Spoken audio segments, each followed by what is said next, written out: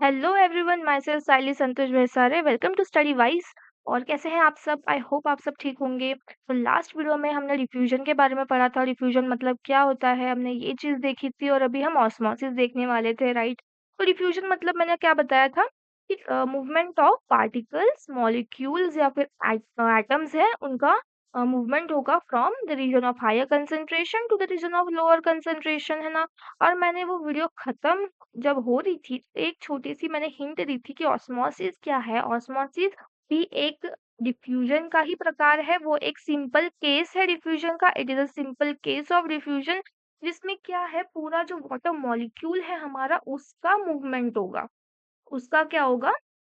Movement होगा। Watery solution, water का जो मूवमेंट है from higher concentration to lower concentration, उसे हम कहेंगे ऑस्मोसिस। अब देखिए, जिस तरीके से हमारे लिए खाना खाते वक्त तारक मेहता इम्पोर्टेंट है, देखो मेरा भी सेम है। मतलब मैं भी विदाउट तारक मेहता मेरा भी खाना अंदर नहीं जाता है, ठीक है भाई। इम्पोर्टेंट है भाई, है तो है अभी। तो उसी तरीके से ऑस्मोसिस में भी एक वर्ड बहुत ज़्यादा इम्पोर्टेंट है। अब देखो, अगर मैं खाना खाते वक़्त तारक मेहता को इससे कंपेयर कर रही हूँ ना भाई, तो इससे ही आप समझ जाओ अभी कि कितना इम्पोर्टेंट है। तो सेमी परमेएबल मेम्ब्रेन, ये वर्ड जो है वो ऑस्मोसिस में काफ़ी ज़्यादा इम्पोर्टेंट है, क्योंकि इसका जो वाटर मॉलिक्यूल्स का जो मूवमेंट होगा ना from higher concentration to lower concentration to through a semi permeable membrane. Semi permeable membrane मतलब क्या है? ये एक मेम्ब्रेन एक बैरियर जैसा एक्ट करता है, विच अलाउज सम मॉलिक्यूल्स और सब्सटेंस टू क्रॉस। सारे को नहीं, कुछ मॉलिक्यूल्स को ही वो क्रॉस होने देता है, सारी चीजों को नहीं क्रॉस होने देगा, ठीक है। अब जिस बच्चे के पास एडमिट कार्ड, हॉल टिकट है, वही एग्जाम देगा। कोई भी उठ के कोई भी एग्जाम नहीं देते, किसी को भी एंट्री नहीं मिलती है एग्जामिनेशन हॉल में, है ना। उसी तरीके से सेमी परमेएबल मेम्ब्रेन जो है, उससे कुछ चीजें ही पास होगी। अब देखो, अब मैं एग्जाम्पल में आपको बताती हूँ कि देखो, हाँ, अब जैसे, अरे यार, इसमें ये पेन सिलेक्ट करना भी ना एक तो। अब देखो, ये एक प्लेट है, प्लेट ही है, डायग्राम पे नहीं जाना मेरे। प्लेट है, ठीक है। और उसमें मैंने रखा है फ्रूट। भूख लगी? नहीं लगी? ठीक है।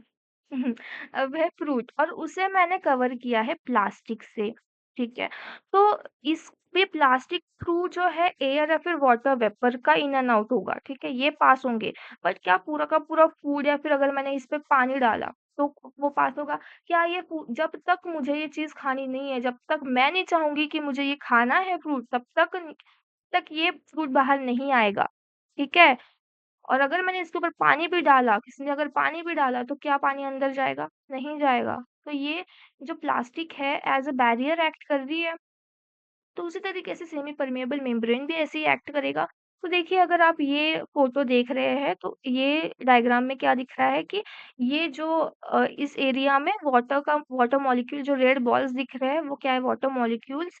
तो वो वाटर मॉलिक्यूल जो है, वो ज़्यादा है। और यहाँ पे सॉल्यूट, ये जो पर्पल कलर का आपको दिख रहा है, वो सॉल्यूट है, ठीक है। इस एरिया में सॉल्यूट क्या है? वो ज़्यादा है। तो वाटर का जो मूवमेंट होगा, वो हाई कंसंट्रेशन से कहाँ होगा? लो कंसंट्रेशन में। हाई कंसंट्रेशन से क्या होगा? लो कंसंट्रेशन में इसका क्या होगा? मूवमेंट। तो ऑस्मोसिस क्या है? द मूवमेंट और diffusion of water molecule from a region of higher concentration to lower concentration through a semi permeable membrane is called as osmosis. और इसे हम ऑस्मोटिक डिफ्यूजन भी कहते हैं। तो ऑस्मोटिक प्रेशर मतलब क्या? अब ये वर्ड बहुत आपको डरावना लग रहा होगा, है ना? बट ये कांसेप्ट इतना डरावना नहीं है, बहुत फुद्दू सा, बहुत सिंपल सा कांसेप्ट है। देखो, अब देखो क्या होता है ना, जो बच्चे होते हैं कुछ बहुत शरारती होते हैं, उनको क्या रहता है पता नहीं, दिन भर बस खेलना, खेलना, खेलना। हम भी वैसे ही थे, गार्डन से घर, घर से गार्डन, गार्डन से घर, यही चीज़ चाहिए रहती है। जब तक इनको डाँट नहीं पड़ती ना, तब तक क्या होता है, जब तक इन पे प्रेशर नहीं लाते हम, तब तक ये क्या है, अपना मूवमेंट बंद नहीं करते, राइट? और अगर कुछ बच्चे तो इतने शैतान होते हैं कि हमें उस गार्डन के वॉचमैन अंकल को जाके बोलना पड़ता है कि भाई देखो, अगर आपने इस बच्चे को एंट्री दे दी अंदर, तो फिर आपकी खैर नहीं। ऐसा भी करना पड़ता है। तो अब देखो, इसमें भी क्या है ना, देखो ये जो है वो वाटर सॉल्वेंट, वो प्योर सॉल्वेंट है, मतलब पूरा का पूरा वाटर, इसमें कोई भी सॉल्यूट नहीं है, सिर्फ सॉल्वेंट है। देखो, अगर ये जी एक बीकर है, आपको मैं बताती हूँ कि सॉल्यूशन, सॉल्वेंट, सॉल्यूट क्या होते हैं, ये आपको पता होगा बट मैं बता देती हूँ, क्या जा रहा है अगर मैं बता दूँ तो, है ना? मैं बता देती हूँ। अगर ये बीकर में मैंने वाटर लिया है और सिर्फ़ पानी है, इसमें सिर्फ़ और सिर्फ़ पानी है, तो वो क्या हो गया हमारा सॉल्वेंट, पानी क्या हो गया हमारा सॉल्वेंट। इसमें मैंने शक्कर मिक्स कर दी, इसमें मैंने क्या कर दी? शक्कर मिक्स कर दी। तो शक्कर क्या होगी? ये मेरी शक्कर है, ये क्या हो गया? सोल्यूट। तो ये जो शक्कर के जो पार्टिकल्स है, जो शक्कर है, वो हो जाएगा हमारा सल्यूट और जो पानी है, सिर्फ पानी, वो हमारा हो जाएगा सॉल्वेंट। अब इस फोटो में क्या है, इस डायग्राम में क्या है, ये प्योर सॉल्वेंट, मतलब इसमें सिर्फ पानी है, सिर्फ सॉल्वेंट है, सिर्फ वाटर है, कोई सल्यूट नहीं है, और ये है सोल्यूशन। ये क्या है? सोल्यूशन, मतलब इसमें सल्यूट भी है। अब देखो, अब एक एक बीकर में अगर सॉल्यूट भी है और सॉल्वेंट दोनों चीज़ है, तो ऑब्वियस है कि इसमें ये जो सॉल्यूशन है, इसमें सॉल्वेंट की जो कंसंट्रेशन है, जो वाटर की कंसंट्रेशन है, वो कम होगी, है ना? इसके मुकाबले यहाँ पे वाटर की कंसंट्रेशन कम होगी। तो इसका जो मूवमेंट है पानी का, वो कहाँ से कहाँ जाएगा? हायर कंसंट्रेशन से लोअर कंसंट्रेशन में। मतलब जहाँ पे प्योर सॉल्वेंट है ये मूव करेगा, ये जो प्योर सॉल्वेंट है हमारा, ये मूव करेगा यहाँ सॉल्यूशन में। अब देखो, अब सेमी परमेबल मेम्ब्रेन थ्रू, अब अगर हमें ये जो मूवमेंट है वो स्टॉप करना है, अगर हमें ये मूवमेंट स्टॉप करनी है, तो जिस तरीके से हमने गार्डन में वो अंकल को धमकाया था ना कि भाई होना नहीं चाहिए, ये बच्चा अंदर जाना नहीं चाहिए, तो उसी तरीके से हम ऑस्मोटिक प्रेशर, मतलब कुछ प्रेशर लगाएंगे इस मूवमेंट को बंद करने के लिए सल्यूशन पे। वाटर का मूवमेंट क्या हो रहा है? जो बच्चा है, समझो अगर ये इधर बच्चा है, तो बच्चा गार्डन में जा रहा है, हमने हमने किसको हमने धमकाया था? गार्डन में बैठे अंकल को, है ना? बेचारे अंकल को हमने बोल दिया था वो बच्चे के कारण। तो वैसे ही हम प्रेशर कहाँ लगाएँगे? सॉल्यूशन में, ताकि ये जो सॉल्वेंट है उसका जो मूवमेंट है वो बंद हो जाए। तो उस जो प्रेशर हम इस पे अप्लाई कर रहे हैं, उसी प्रेशर को कहते हैं ऑस्मोटिक प्रेशर। बहुत सिंपल है। तो ऑस्मोटिक प्रेशर क्या हो गया? Osmotic pressure is the minimum pressure which needs to be applied to a solution to prevent the inward movement of its pure solvent across a semi permeable membrane. ठीक है, तो osmosis क्या और osmotic pressure क्या होता है, ये हमने देख लिया। अब हम देखेंगे एंडो ऑस्मोसिस और एक्सो ऑस्मोसिस। अब इस वर्ड से आपको क्या समझ में आ रहा है? एंडो मतलब क्या? कुछ चीज अंदर जा रही है, एक्सो मतलब क्या? कुछ चीज बाहर जा रही है। तो देखो, पहले मैं आपको एग्जाम्पल बताती हूँ। अब समझो, इस बीकर में मैंने लिया पानी, सिर्फ पानी, ठीक है? इसमें कोई भी जो है वो सॉल्यूट नहीं है, प्योर सॉल्वेंट है, सिर्फ वाटर है, इसमें मैंने सिर्फ पानी दिया है। हाइपोटोनिक सॉल्यूशन है, हाइपोटोनिक सॉल्यूशन मतलब क्या होता है कि वहाँ पे जो हमारी सॉल्यूट की जो कंसंट्रेशन है वो कम है और सॉल्वेंट की ज़्यादा। तो इसमें तो सॉल्वेंट तो लिया ही नहीं है, बस पानी लिया है मैंने, है ना?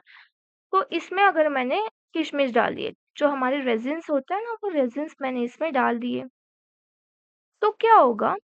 वाटर का जो कंटेंट है वो रेजिन्स के बाहर ज़्यादा है, तो पानी बाहर से अंदर में मूव करेगा। जो रेजिन्स है वो पानी एब्ज़ॉर्ब कर लेते हैं ना, पानी जो है वो रेजिन्स एब्ज़ॉर्ब कर लेते हैं। तो रेजिन्स क्या हो जाएँगे? स्वेल हो जाएँगे, फूल जाएँगे, स्वेल हो जाएँगे, है ना? और अगर मैंने इस वाटर में नमक ऐड कर दिया, अगर मैंने इस वाटर में नमक ऐड कर दिया, मतलब क्या किया? सॉल्यूट ऐड कर दिया। अब सॉल्यूट का कंसंट्रेशन ज़्यादा है, तो इस सॉल्यूशन को हम क्या कहेंगे? Hypertonic solution. हाइपरटोनिक सॉल्यूशन का मतलब होता है उसमें जो सॉल्यूट होते हैं, जैसे इसमें क्या है, इस बीकर में सॉल्यूट क्या है? सॉल्ट, है ना? तो जो सॉल्यूट है उसका कंसंट्रेशन ज़्यादा होगा, तो उसे हम हाइपरटोनिक सॉल्यूशन कहेंगे। तो इस सॉल्यूशन में अगर तो मैंने सॉल्ट डाल दिया, तो जो सॉल्यूशन में क्या हो गया? अगर सॉल्यूट अगर ज़्यादा हो गए, अगर नमक है जो सॉल्यूट वो ज़्यादा हो गए, तो ऑब्वियस है जो हमारा सॉल्वेंट है वो कम होगा। तो कंसंट्रेशन है ना, तो क्या होगा? जो रेज़िन्स के अंदर जो वाटर है वो उसका मूवमेंट क्या होगा? बाहर होगा, आउटवर्ड मूवमेंट होगा। तो हमारे जो रेज़िन्स है, हमारे किशमिश क्या हो जाएँगे बेचारे? श्रिंक हो जाएँगे, है ना? क्या हो जाएँगे बेचारे? श्रिंक हो जाएँगे हमारे रेज़िन्स, ठीक है? एंडोऑस्मोसिस और एक्सोऑस्मोसिस यही चीज़ होती है कि क्या एंडोऑस्मोसिस मतलब क्या कि if a living plant cell is placed in a water or hypotonic solution, मतलब क्या, जहाँ पे जो सल्यूट का कंसंट्रेशन है वो क्या है, कम है। तो ऐसे में अगर वाटर एंटर करेगा कहाँ पे, जो हमारा रेजिन्स में एंटर हुआ ना, तो वैसे हमारे सेल सैप में एंटर होगा ऑस्मोसिस थ्रू, यही क्या हो गया, एंडोऑस्मोसिस। और एक्सोऑस्मोसिस में क्या हुआ, एक्सोऑस्मोसिस में एक्सो मतलब बाहर, जो रेजिन्स है हमारे उससे बाहर जा रहा है हमारा जो वाटर है वो, क्यों, क्योंकि उसमें सॉल्यूट का कंसंट्रेशन हमने बढ़ा दिया, तो सॉल्वेंट का कंसंट्रेशन बाहर क्या हो गया, कम हो गया, पानी का जो है वो कंसंट्रेशन, वो पानी का वाटर मॉलिक्यूल क्या हो गया, कम हो गया। एक्सोऑस्मोसिस मतलब क्या, कि इफ द प्लांट सेल, अगर सेल है उसे हमने हाइपरटोनिक सोल्यूशन में रखे, हाइपरटोनिक सोल्यूशन मतलब क्या, सल्यूट का कंसंट्रेशन ज्यादा, तो ऑब्वियस है कि सॉल्वेंट का कंसंट्रेशन फिर कम होगा, तो क्या होगा, वाटर जो है वो सेल से बाहर आएगा, वाटर क्या होगा, सेल सैप से बाहर आएगा, और सेल की जो शेप है वो क्या हो जाएगी, फ्लैसिड हो जाएगी, वो श्रिंक जैसे हमारे रेजिन श्रिंक हो गए ना, उस तरीके से सेल का भी हाल होना है भाई, अगर पानी बाहर निकल रहा है तो, ठीक है। तो एंडोऑस्मोसिस और एक्सोऑस्मोसिस का कंसेप्ट यही है। अब हम देखेंगे सिग्निफिकेंस, जैसे हमने डिफ्यूजन के कुछ इंपॉर्टेंस देखे थे, उसी तरीके से हम ऑस्मोसिस के भी कुछ इंपॉर्टेंस देखेंगे। अब देखो ये सारे, जब ये चैप्टर खत्म हो जाएगा ना, तब आपके भी यही एक्सप्रेशंस होंगे। अभी इस बच्ची को भी, इस लड़की को भी, इस दीदी को भी लग रहा था कि भाई इतना सिंपल है ये चीज, इतनी सिंपल, ओ गॉड, ठीक है। तो यही चीज है। अब देखो अगर जी ये है रूट, यहाँ बनाती हूँ, ये है रूट,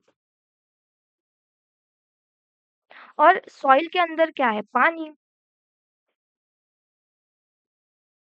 ठीक है। अगर रूट को पानी की जरूरत है, रूट को पानी की जरूरत कब रहेगी, जब उसके अंदर का पानी जो है वो कम हो जाएगा, है ना। हमें प्यास कब लगती है, जब हमारा, हमको प्यास कब लगेगी, जब हमारा पानी, गला सूखता है, पानी चाहिए रहता है हमें तभी ना। तो उसी तरीके से रूट के अंदर का पानी कम होने के बाद उसको जरूरत पड़ेगी वाटर की, ऑब्वियस है।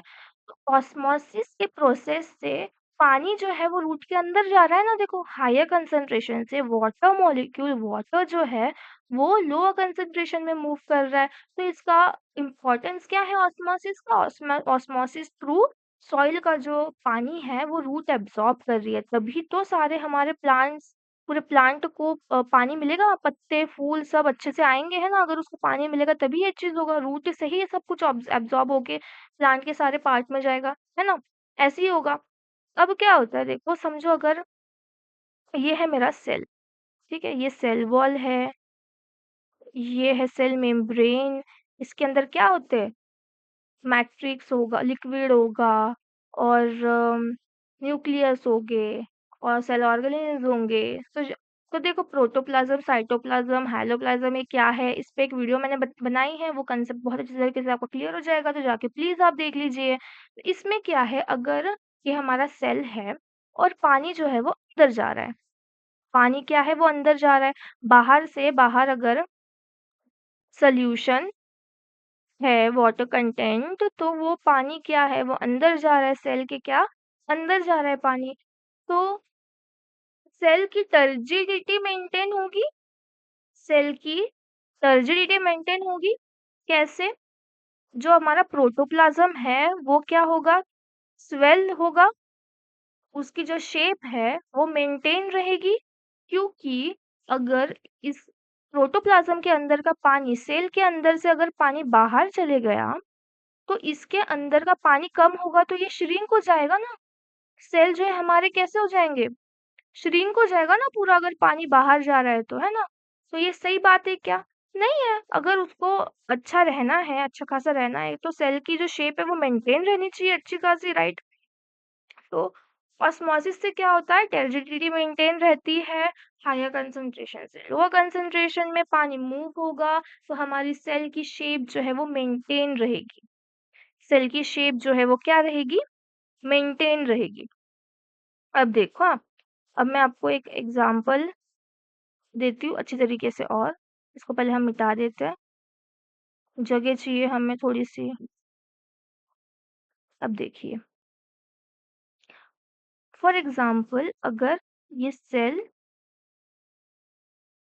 ये बीकर, बीकर थोड़ा सा टेढ़ा हो गया है, ठीक है, इसमें है, सेल में, मेरे सेल में अगर 10% क्या है ग्लूकोज, 10% अगर क्या है ग्लूकोज, और वाटर जो है वो 90% है, वाटर जो है वो 90%, या फिर परसेंट छोड़ो, मैं ऐसे ही आपको बताती हूँ। देखो, अगर सेल के बाहर जो है वो उस सॉल्यूशन का जो कंसंट्रेशन, उसमें सोल्यूट और सॉल्वेंट का कंसंट्रेशन जो है उसका वो इक्वल रहेगा सेल के अंदर, जितना सोल्यूट और सोल्यूट और सॉल्वेंट है, ठीक है। जो सेल के अंदर सोल्यूशन है वो इक्वल रहेगा अगर उसका जो कंसंट्रेशन है वो इक्वल रहेगा अगर, तो सेल के बाहर जितना है, ठीक है, सॉल्यूशन।